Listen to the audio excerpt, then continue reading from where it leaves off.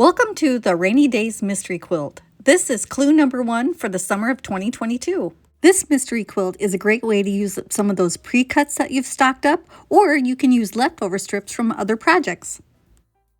The fabric requirements for this mystery are 1 jelly roll or leftover strips equal to a jelly roll, 1 charm pack or leftover 5-inch squares scraps that are equal to 1 charm pack, 1/6 yard of a dark accent, 2 yards of a background fabric, 1 1/3 yard for sashing, 1 3/4 yard for an optional border, and 3/4 yards of a binding fabric. I've picked a matching charm pack and jelly roll to start with, and then I have 1/6 yard of gray for my dark accent, 2 yards of pink for my background, and the white gray grunge for my sashing.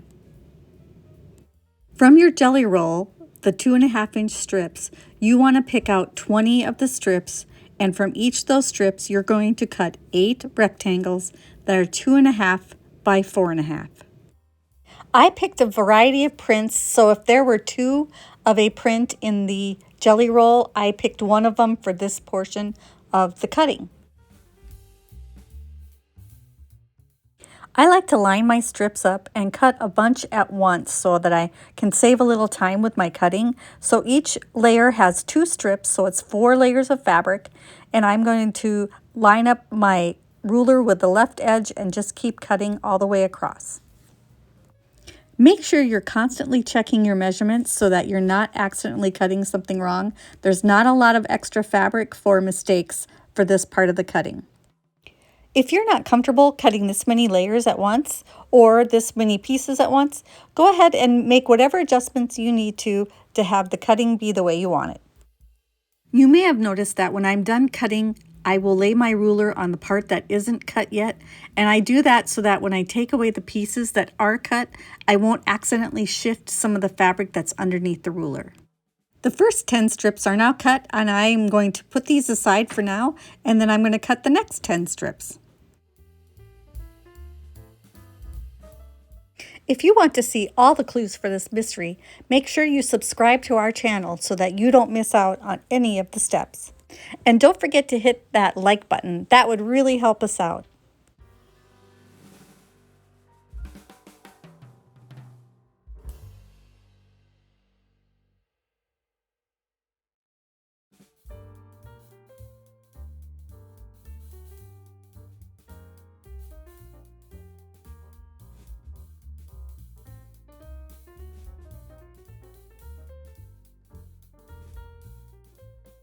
Once I'm finished with the cutting, I'm going to take a little bit of time to organize my pieces so that all 8 rectangles that match are together in a pile.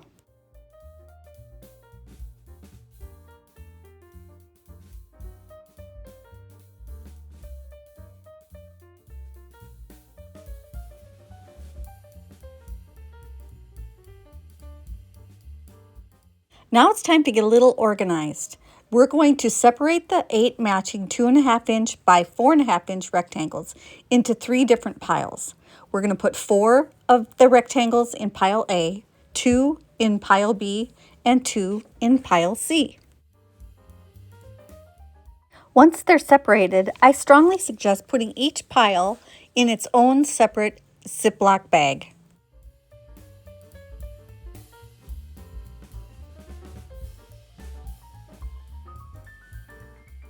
Make sure you mark each bag so you know which pile is in which bag. I just wrote the letters on Post-it notes and taped it to the outside of the bag so that the letters wouldn't fall off. From the background fabric, you're going to cut 6 strips that are 4 3/4 by the width of the fabric. You're going to subcut those strips into 40 squares, 4 3/4 by 4 3/4. You will bisect each of those squares twice, corner to corner, for a total of 160 triangles. I just cut 3 strips at a time and worked on getting those cut into the triangles before I moved on to the next set of 3 strips. I'm going to layer up all my fabric and do these 3 strips at the same time, but if you're not comfortable doing that many layers at once, you can just do 1 strip at a time or 2 strips at a time until you get all 160 triangles cut.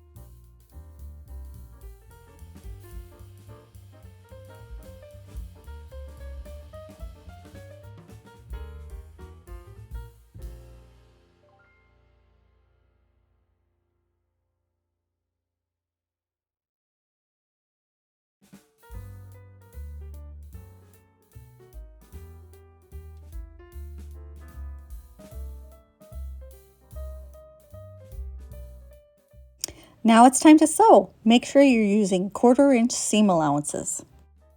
Using the pile A rectangles, piece a background triangle to each end of the 2.5 inch by 4.5 inch rectangle. Don't worry about this triangle that hangs off the end. You just want to line up the two sides with the sides of the rectangle.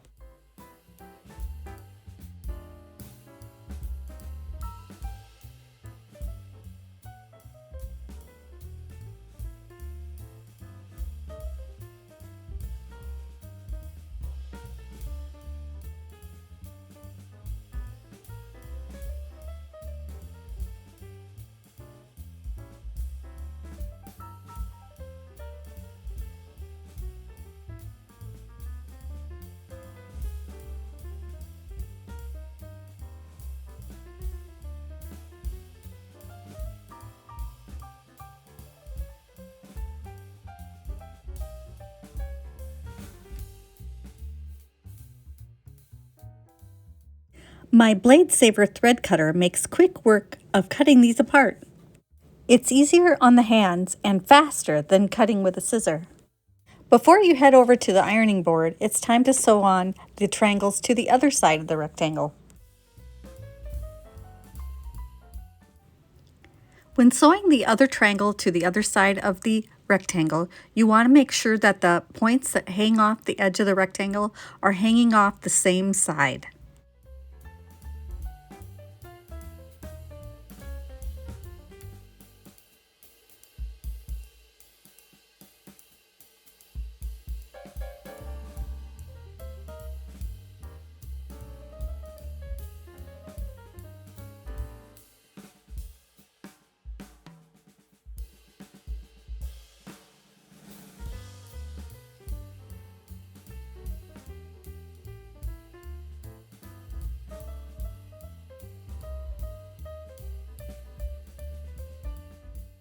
Once they're all cut apart, it's time to head over to the ironing board. You are going to press toward the triangle. You want to be careful not to stretch the triangle out of shape. And do not trim the dog ears quite yet. You can press from the front side or from the back side, whichever works best for you. As I'm pressing these pieces and pulling them out of this big jumbled mess, I'm going to organize them into piles with 4 matching rectangles.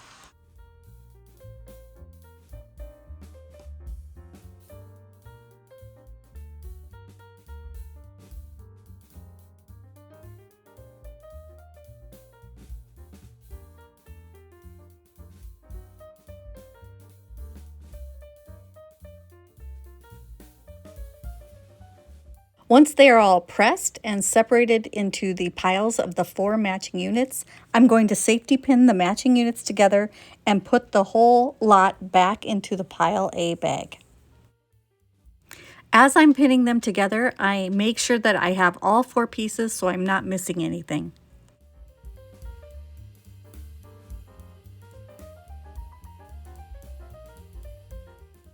Well, that's it for this clue, but let's keep it all together and put it in a bag so that you can find it next time the next clue is out in 2 weeks. So we're going to put these pieces into the fabric A bag. We have our fabric B bag and our fabric C bag. I also have my leftover pieces that I cut, and I'm going to put everything together in one big bag. So here is the rest of my yardage.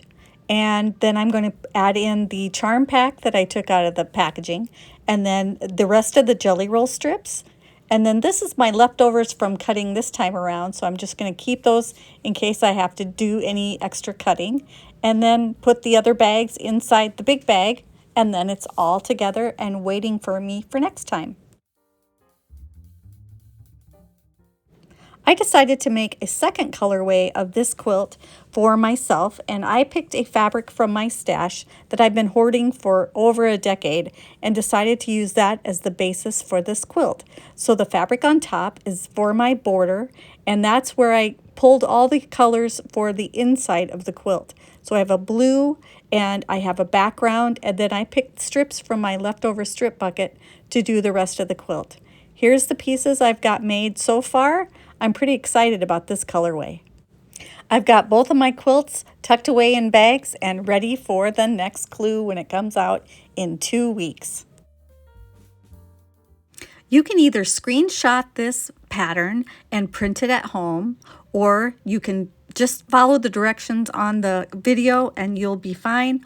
Or you can go to our Facebook group called The Quilted Forest Friends, and there will be a file on there that you can print at home. Make sure you hit that like button, make a comment, share with your quilting friends, and subscribe. Thanks for watching and happy quilting!